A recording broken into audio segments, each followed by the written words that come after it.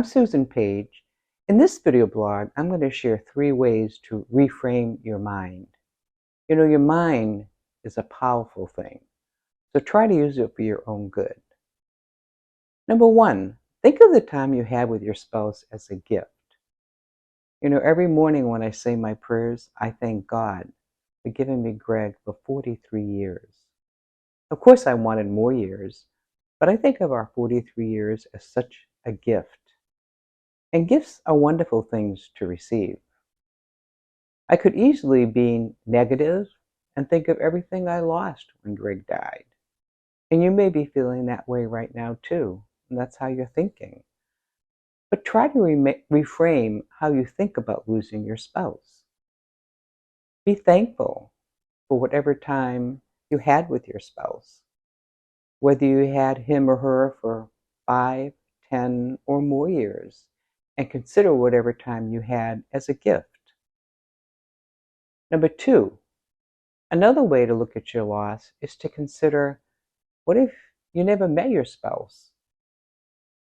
And while it's true that if you had not met him or her, you wouldn't be suffering right now, would you? But is that really what you want? Is that what you would prefer? So there's a quote that I read somewhere that said, grief is the price you pay for loving someone. I've seen it attributed to both Queen Elizabeth II and Zig Ziglar, a motivational speaker, so I'm not sure which one said it. But grief is supposed to hurt, because the purpose of grieving is to bring healing. You have to grieve in order to heal. So allow yourself some time to grieve.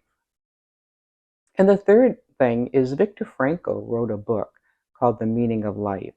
And in it, he talks about the meaning of suffering. He himself was in a concentration camp, if you've never heard of him. Well, years later, a friend of his came to talk to him, and he was despondent over losing his wife.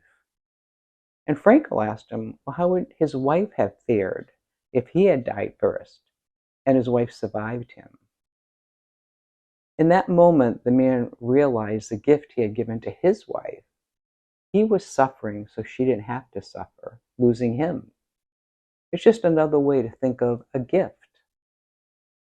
Frankl says suffering ceases to be suffering when it has meaning. So think of the gift you're giving your spouse, the gift of peace. So instead of thinking what you lost, think about the gift you received for so many years and the gift you continue to give every day to your spouse as you're suffering. Until next time, I'm Susan Page. Bye.